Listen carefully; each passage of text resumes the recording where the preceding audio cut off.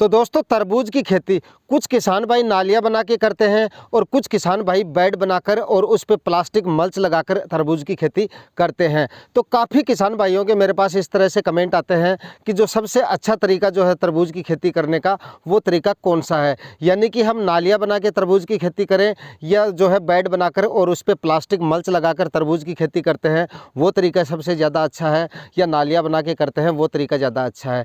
तो आज के इस वीडियो में हम इसी टॉपिक पे बात करने वाले हैं। तो दोस्तों तरबूज की खेती की कंप्लीट जानकारी आपको इस वीडियो के माध्यम से मिलने वाली है, यानी तरबूज की खेती पर A to Z जानकारी आपको इस वीडियो के माध्यम से मैं आपको देने वाला हूं, और मैं किस तरह से तरबूज की खेती करता हूं वो तरीका आपको इस वीडियो के माध्यम से बताने जा रहा हूं। तो आज का वीडियो आपको पूरा देखना है ताकि आपको अच्छी तरह से समझ में आ जाए कि आपको तरबूज का अच्छा उत्पादन लेने के लिए तरबूज की खेती जो है किस तरह से करनी चाहिए। तो दोस्तों वीडियो पे लास्ट तक बने रहिएगा। नमस्कार दोस्तों, मैं हूं सुरेश और आप देख रहे हैं हमारा यूट्यूब चैनल खेत किसान झुंझुनू। दोस्तों अगर चैनल पे नए हैं, चैनल को सब्सक्राइब नहीं किया है तो चैनल को सब्सक्राइब कर लें और साथ में नोटिफिकेशन बेल भी ऑन कर दें ताकि समय समय पर आपको खेतीबाड़ी से रिलेटेड वीडियो सही जानकारियों के साथ मिल सके। तो चलिए शुरू करते हैं। तो दोस्तों सबसे पहले बात करते हैं ज़मीन की तैयारी और उसमें लगने वाले बेसल डोज के बारे में। तो दोस्तों सबसे पहले अगर हम ज़मीन की तैयारी की यहाँ पे बात करें तो ज़मीन की तैयारी करते समय आपको सबसे पहले 3 या 4 बार हैरो या कल्टीवेटर से अपनी ज़मीन का कल्टीवेशन करना है, यानी अच्छी तरह से आपको 3-4 बार हैरो या कल्टीवेटर से उसका कल्टीवेशन करना है। और बात करें बेसल डोज के बारे में तो आखिरी जुताई से पहले यानी 2 या 3 बार आपको कल्टीवेशन करके और आखिरी जुताई से पहले, आखिरी कल्टीवेशन से पहले आपको भरपूर मात्रा में इसमें गोबर की खाद डालनी है, यानी 4 से 5 ट्राली आप 1 एकड़ में गोबर की खाद, सड़ी हुई गोबर की खाद डालनी है। सड़ी हुई गोबर की खाद आप उसमें डाल सकते हैं और उसको पूरे खेत में बिखेर सकते हैं। उसके बाद बात करते हैं डीएपी की। तो डीएपी आपको 40 केजी पर एकड़ के हिसाब से डीएपी काम में लेनी है, वो भी छिड़क देनी है मतलब आखिरी जुताई से पहले। और साथ में 30 केजी एमओपी यानी पोटास आपको 30 केजी पर एकड़ के हिसाब से पोटास भी छिड़काव विधि से छिड़क देना है आखिरी जुताई से पहले। उसके बाद आपको उसकी खेत की जो है आखिरी जुताई कर देनी है हैरो या कल्टीवेटर से। अच्छी जुताइयाँ करने के बाद मिट्टी को एकदम आपको भुरभुरा बना लेना है, यानी उसमें गीलापन बिल्कुल भी नहीं होना चाहिए और जो टिल्ले होते हैं मिट्टी के छोटे मोटे वो भी बिल्कुल नहीं होने चाहिए।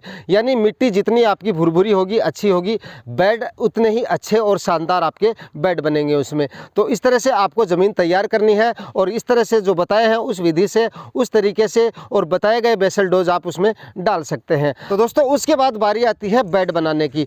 भूमि की पूरी तैयारियाँ कंप्लीट होने के बाद में, बेसल डोज डालने के बाद में बेड बनाने के लिए आप ट्रैक्टर से बेड मेकर का सहारा ले सकते हैं और इस तरीके से आप बेड बना सकते हैं। बेड की अगर बात करें तो बेड की जो चौड़ाई है नीचे से उसकी चौड़ाई मतलब 3 फीट होनी चाहिए और जो बेड का ऊपरी हिस्सा है उसकी जो चौड़ाई है वो 1 से 1.5 फीट चौड़ी होनी चाहिए। बेड की अगर ऊंचाई की दोस्तों बात करें तो बेड कम से कम ज़मीन से 1 फीट ऊंचा होना चाहिए, यानी ज़मीन से 1 फीट ऊंचा उठा होना चाहिए आपका बेड।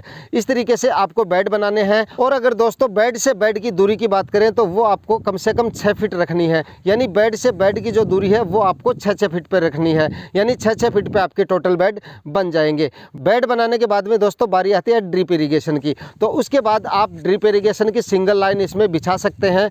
कई किसान भाई डबल लाइन भी बिछाते हैं, लेकिन 1-1 फीट पे अगर आपके पास वो ड्रिप है जिसपे 1-1 फीट पे ड्रिपर आते हैं, होल आते हैं, वो ड्रिप अगर आप लगा रहे हैं तो केवल सिंगल लाइन से आप काम चला सकते हैं, यानी सिंगल लाइन से भी काफ़ी अच्छी सिंचाई हो जाती है। मैं हमेशा 4-5 साल से काम कर रहा हूँ इस फील्ड में, मैं हमेशा सिंगल लाइन ही काम में लेता हूँ। तो आप भी इसकी ड्रिप इरिगेशन की जो है सिंगल लाइन ही बिछा सकते हैं। दोस्तों अब बात करते हैं प्लास्टिक मल्च की। तो दोस्तों ज़मीन की तैयारी और बेड बनाने के बाद में ड्रिप इरिगेशन की लाइन आपने लगा दी है। अब बारी आती है प्लास्टिक मल्च की। दोस्तों अगर आप तरबूज की खेती करते हैं तो प्लास्टिक मल्च उसमें लगाना अनिवार्य है। अगर आप बेड बनाकर तरबूज की खेती करते हैं तो प्लास्टिक मल्च का इसमें काफ़ी अच्छा रोल होता है। उत्पादन आपका 1.5 से डबल हो जाता है इससे, यानी प्लास्टिक मल्च का एकदम तरबूज की खेती में मतलब काफ़ी मेरा अनुभव है कई सालों से। शुरुआत में जब हमने तरबूज की खेती की थी तो शुरुआत में हमने भी कभी प्लास्टिक मल्च काम में नहीं ली थी और उसके अगले साल फिर उसके बाद में लगातार हम प्लास्टिक मल्च काम में ले रहे हैं। तो जब हमने प्लास्टिक मल्च काम में नहीं लिया था तो उत्पादन में काफ़ी असर पड़ा था उसका, यानी काफ़ी कम उत्पादन हमें मिला था। यानी इसमें अगर अच्छा उत्पादन आपको लेना है तरबूज में तो आपको प्लास्टिक मल्च लगानी अनिवार्य है इसमें। इसका मतलब क्या होता है कि सर्दियों में ये टेम्परेचर भी मेंटेन करती है और आपका जो तरबूज की फसल है उसमें खरपतवार को भी अच्छी तरह से मेंटेन करती है। और गर्मियों में जब ज़्यादा सिंचाई की आवश्यकता होती है तो ये नमी को बराबर मेंटेन रखने में भी ये अच्छा कार्य करती है। तो आपको मतलब प्लास्टिक मल्च अवश्य काम में लेनी है और 25 माइक्रोन की प्लास्टिक मल्च आपको काम में लेनी है, जिसकी चौड़ाई कम से कम 1 मीटर होनी चाहिए। यानी 1 मीटर चौड़ी और 25 माइक्रोन की प्लास्टिक मल्च आपको काम में लेनी है, जिसकी कीमत मार्केट में 1600, 1700 या 1800 रुपये में मिल जाती है। यानी हर सिटी में इसका प्राइस अलग अलग हो सकता है। हमें 1750 रुपये की मिली थी, तो आपके एरिया में ये 16, 17, 1800 जो भी है इतनी प्राइस में ये आपको मतलब मिल जाती है 25 माइक्रोन की। इससे कम की अगर आप लेते हैं तो वो शायद ज़्यादा अच्छी नहीं रहेगी, केवल आप 25 माइक्रोन की प्लास्टिक मल्च काम में लें। तो दोस्तों फाइनली प्लास्टिक मल्च का हमारा कार्य जो पूरा हो गया है, उसके बाद बारी आती है सीड शोविंग करने की। सीड शोविंग करने के लिए हमें प्लास्टिक मल्च में जो है होल निकालने पड़ते हैं। तो दोस्तों होल आपको 1-1 फीट की दूरी पर निकालने हैं। यानी हमने बेड से बेड की दूरी जो है वो 6 फीट रखी है और जो सीड से सीड की यानी पौधे से पौधे की जो दूरी है वो हम 1 फीट रखने वाले हैं। यानी जो होल आपके निकलेंगे वो 1-1 फीट की दूरी पर निकलेंगे।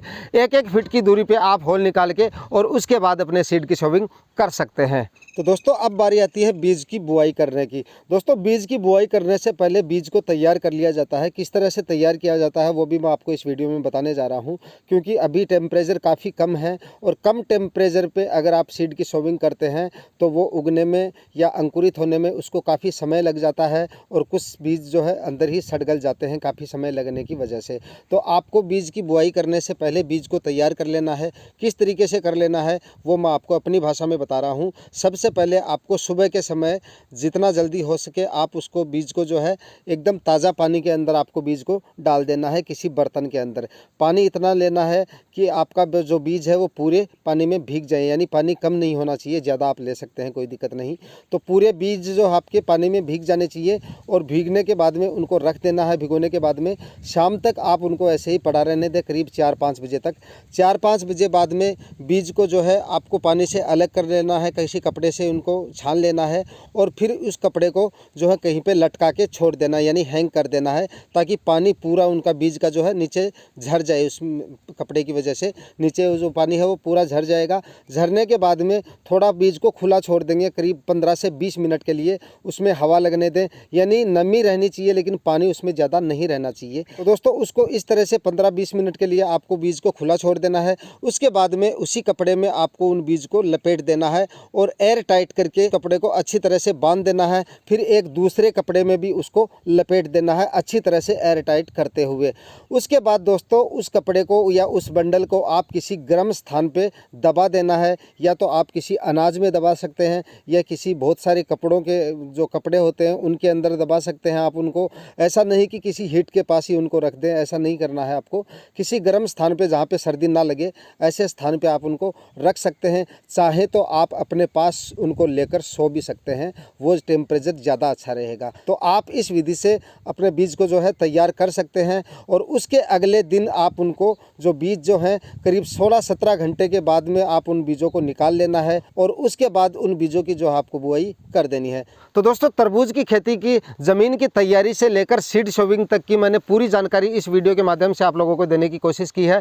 वीडियो में अगर दी गई जानकारी आपको इन्फॉर्मेटिव लगती है तो वीडियो को ज़्यादा से ज़्यादा लाइक करें, शेयर करें और चैनल को सब्सक्राइब ज़रूर करें। धन्यवाद।